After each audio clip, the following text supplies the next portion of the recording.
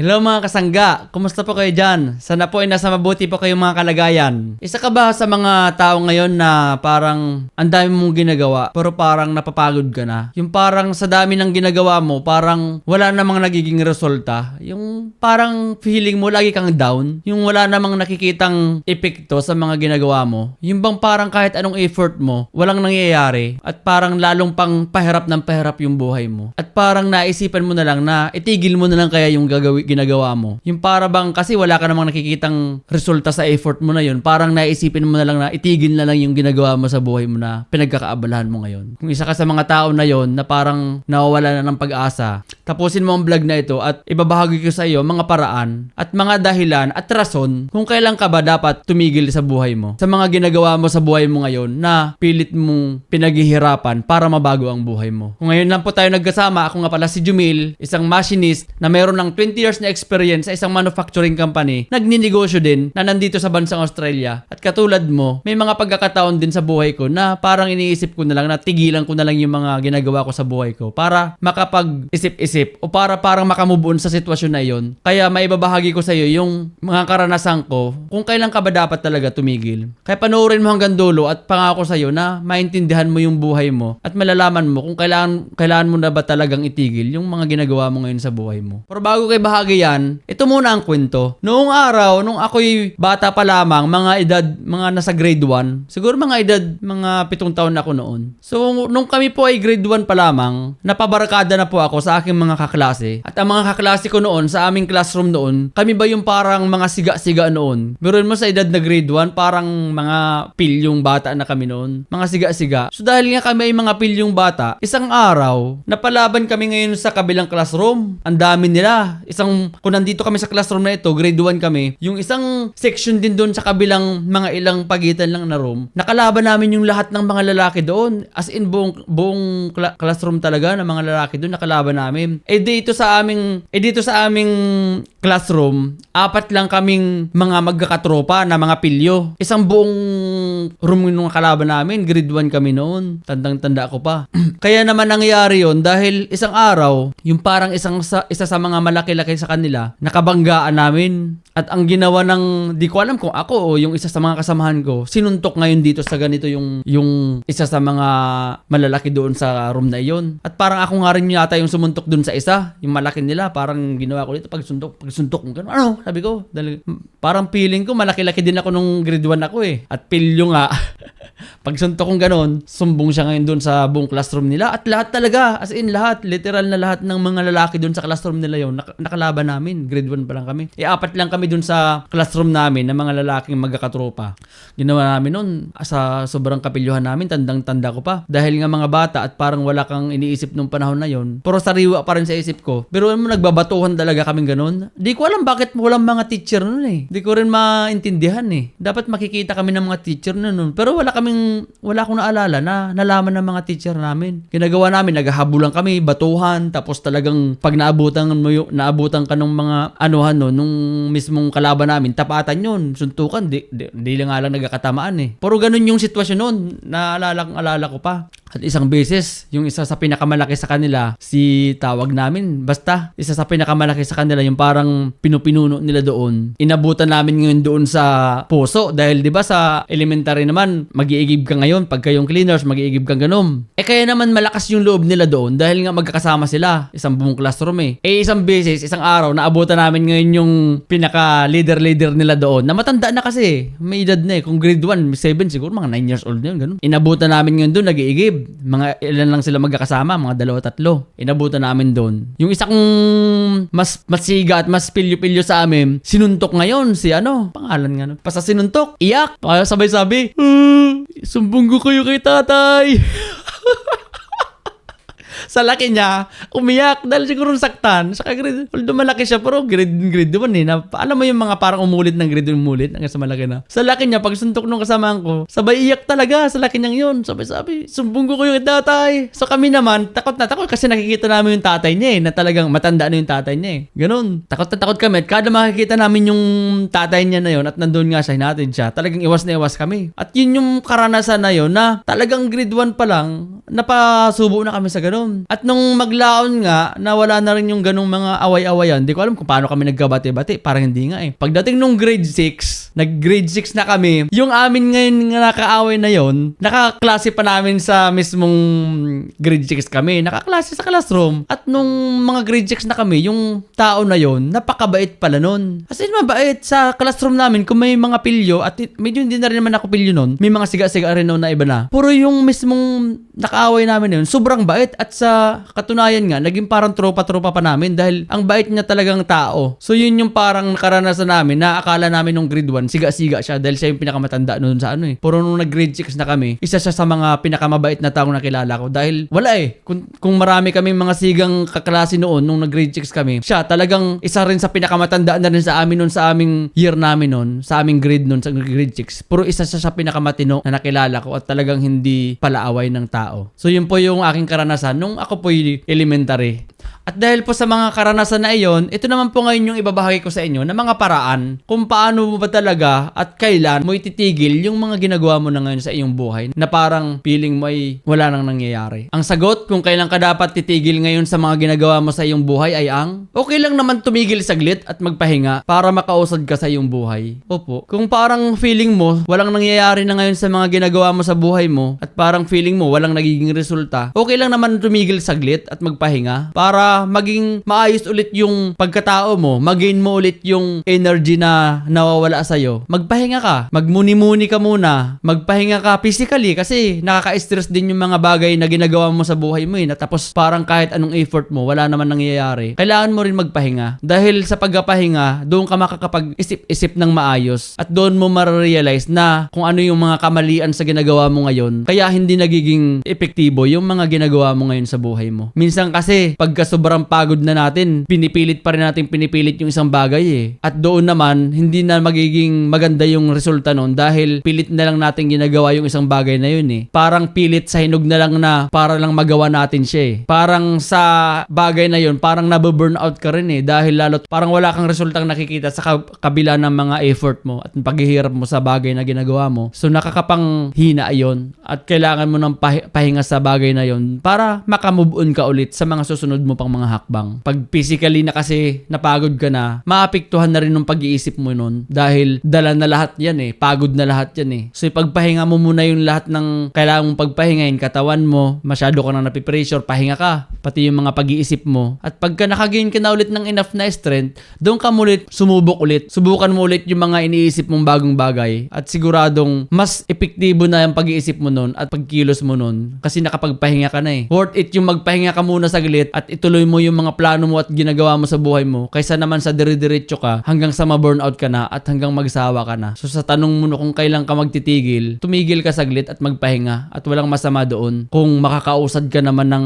ilang hakbang sa mga susunod mo pang gagawin sa iyong buhay. Opo, yun po yun. At sa tanong kung kailan ka dapat titigil sa ginagawa mo ngayon sa iyong buhay ay ang lahat ng bagay na nangyayari ay may dahilan at may rason. Opo. Kung sa buhay mo ngayon ang dami mo nang ginawa at wala pa ring resulta at gusto mo nang tumigil, alalahanin mo na lahat ng bagay ay may dahilan at may tamang panahon kasi sa lahat ng ginagawa mo sa buhay mo ngayon, kahit gaano mo ibuhos yung effort mo dyan, pero kung hindi pa napapanahon, hindi pa talaga mapapasayo yan. Minsan kasi parang masyado nating inilalagay sa mga kamay natin yung bigat o yung laki ng inambag natin o laki ng ating in-effort sa bagay na iyon, pero nakakalimutan na natin kung hindi pa napapanahon para sa bagay na yun na mangyayari yung ginugusto mong makamit mo sa bagay na yon ay hindi pa talaga mangyayari yan. Alalahanin mo na ang Diyos pa rin ang siyang nakakaalam ng lahat kung kailan niya ibibigay sa buhay mo yun. Halimbawa na lang mayroon kang isang ginagawa ngayon na isang bagay at gustong gusto mo yon, tapos talagang ibinigay mo lahat ng effort mo doon at ibinigay mo lahat ng buhay mo doon para mangyari yung dinidesired mo ng bagay na yon, tapos hindi nangyari, iisipin mo na lang ngayon na tumigil na lang. Alalahanin mo, basta nagtatrabaho ka na maayos at wala kang inaapakan ng tao at talagang ginagawa mo yung mga bagay na gusto mong mangyari sa buhay mo, alalahanin mo na maibibigay din sa iyo yan, pero di natin alam kung kailan. Kung hindi man ngayon, alalahanin mo lang na dapat i-recognize mo rin na lahat ng bagay na nangyayari sa buhay mo ngayon, may rason yan at may dahilan kung bakit hindi mo pa nakakamtan yung bagay na iyon. Kahit lahat naman ay ginagawa mo na. Ang buhay po ay hindi katulad na basta ibinigay natin yung ganitong porsyento ng ating effort sa bagay na yun, i-expect din natin yung balik na ganun din yung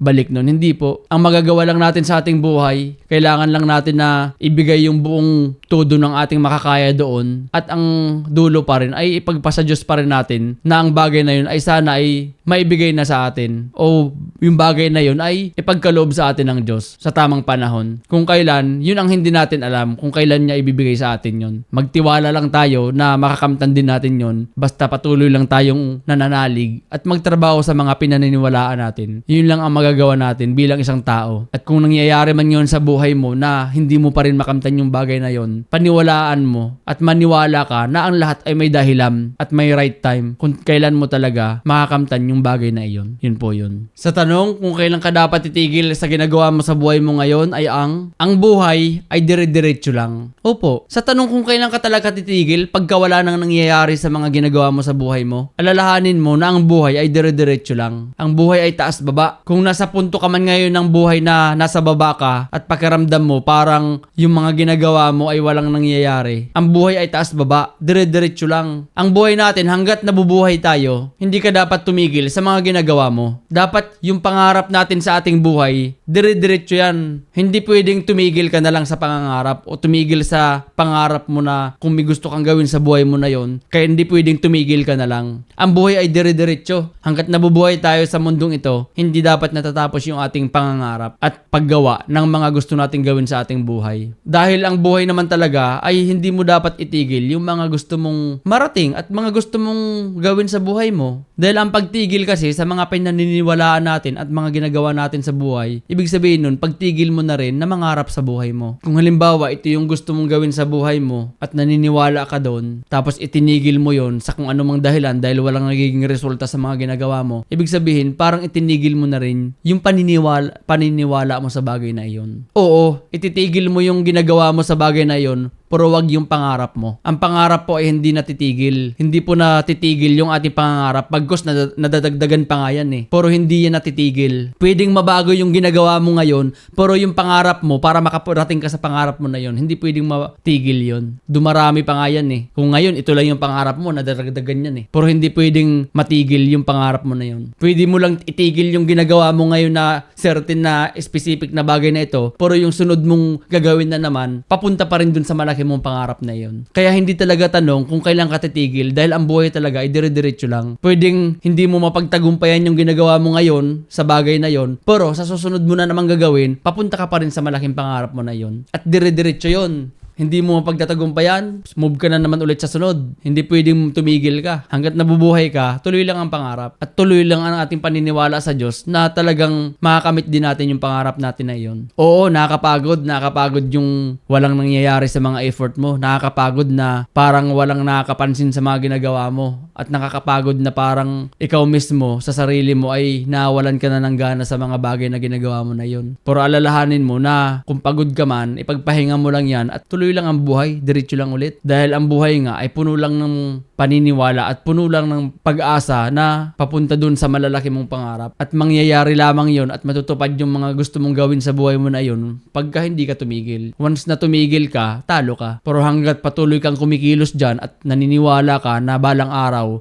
makakamit mo rin yung pangarap mo sa buhay mo, tuloy-tuloy lang. Minsan kasi nakakalimutan na natin na masyado nating inilalagay masyado sa mga kamay natin yung ating tagumpay eh. Minsan, akala natin pagka sobra nating ginalingan at sobra nating binuhos yung lahat ng buhay natin doon, akala natin ganun din yung ating makakamtan eh. Nakalimutan na natin na mayroon tayong Diyos na siya talaga ang nakakaalam ng lahat ng ating ginagawa sa ating buhay. Siya lang talaga ang makakapagdikta na para na sa yung bagay na yon at panahon na para ikaw naman ay magresulta yung mga ginagawa mo sa buhay na pinaghihirapan mo. Kaya walang titigil sa buhay dahil ang buhay ay dire-diretso lang. Naniniwala kasi ako na hanggat hindi ka tumitigil tumitigil sa pangarap mo, na hanggat hindi ka tumitigil sa mga ginagawa mo sa buhay para sa ikaayos ng buhay mo, ng pamilya mo, ng mga taong nasa paligid mo, ng malaking pangarap mo para makatulong sa iba, hanggat hindi mo tinitigil yon at mayroon kang Diyos na pinanghahawakan, natutuparin niya yung pangarap mo na yun na nasa puso mo. Hanggat pinanghahawakan mo yon at hindi ka tumigil sa buhay mo, mangyayari yun. At paniwalaan mo yun dahil walang ibang maniniwala bukod sa sarili mo. Tanging ikaw lamang at ang Diyos ang nakaalam sa paniniwala mo na yon at panghawakan mo yun. Kaya kung titigil ka sa buhay mo ngayon, sa mga ginagawa mo dahil feeling mo walang nangyayari dyan, talo ka pag tumigil ka dyan. Ang kalaban kasi natin dito, yung kawalan na ng pag-asa. Yung kawalan ng pag-asa sa ating buhay na akala natin hindi na natin mapagtatagumpayan yung bagay na iyon. Nakalimutan na nating isama yung Diyos sa ating buhay. Minsan sinusubok lang tayo ng tadhana ng Diyos. Sinusubok lang tayo kung hanggang saan tayo kakapit Minsan nga, yung mga ginagawa pa natin na gustong gawin sa buhay natin, hindi pa tayo papunta dun Sa ibang bagay pa tayo idinidirekta Puro sinusubok dun kung hanggang saan yung ating pananalig sa Kanya. At sigurado ako na once malampasan mo yon, mas higit pa dun sa iniisip natin at gusto natin magawa sa ating buhay, yung ibibigay sa atin ng Diyos. Dahil ang lahat lamang ng ating mga biyaya at lahat ng ating nakakamtan sa mundong ito ay talagang galing sa Kanya. Ang magagawa lang natin, galingan ng galingan at trabahuhin yung ating mga kayang gawin patungo sa ating mga pangarap at mga gustong gawin sa ating buhay. At huwag ka malungkot kung hanggang ngayon hindi pa rin nangyayari sa buhay mo na makamtan mo yung mga gusto mong gawin sa buhay mo. Huwag kang malungkot dahil hanggat kumikilos ka at lahat ng bagay ay ginagawa mo para mapaayos at marating mo yung pangarap mo na yon at may Diyos ka sa buhay mo, hindi maglalaon, makakamtan mo din yung gusto mong gawin sa buhay mo. Tanggalin mo na sa listahan mo yung pagtigil at pag-quit sa mga bagay na hindi mo na pagtatagumpayan. Tanggalin mo na sa buhay mo yan dahil hanggat nandyan sa buhay mo yan, yung tumigil, walang mangyayari sa buhay mo. Palitan mo ng pagpapahinga sa sandali nang napapagod ka. Magpahinga ka lang, trabaho ka na naman. Subok lang ng subok. At lahat ng pagsusubok mo, papunta ka ng papunta doon sa mga bagay na gusto mong marating sa buhay mo. Every subok na ginagawa mo sa buhay mo, papalapit ka ng papalapit doon sa bagay na iyon. At hindi ka makakalapit ng papalapit sa pangarap mo na yun kung hindi ka sumusubok sa buhay mo. Kung takot kang umakbang, kung takot kang umalis sa kinalalagyan mo ngayon at sumubok man lang sa buhay mo, walang mangyayari sa buhay mo dahil wala ka namang ginagawang ibang bagay Paano ka mag-expect ng another result kung wala ka namang ginagawa sa buhay mo ngayon tapos mag-expect ka ng different result? Magkakaroon lang ng ibang resulta yung buhay mo kung may iba kang gagawin bukod sa kinasanayan mo ng gawin sa buhay mo ngayon. Kung yung ginagawa mo ngayong taon ay yung pa rin yung ginagawa mo last year, ganun pa rin yung magiging resulta ng buhay mo ngayon. So every year, every day is another day, another year para gawin mo yung kakaibang makakapagpabago sa buhay mo. At kung isa ka sa mga Pilipino na malalakas ang loob at patuloy na nangangarap at gumagawa ng paraan na babago ang kanilang buhay, join po kayo sa ating ginawang FB group na KAUPH. Yun po ay samahan ng matitikas, malalakas ang loob na may malalaking pangarap na mga Pilipinong nagnanais na makamtan ang kanilang mga pangarap sa buhay at mabago ang kanilang mga buhay. Join po kayo doon at magkita-kita tayo sa loob. Tayo po ay makapag-share doon ng mga ideas at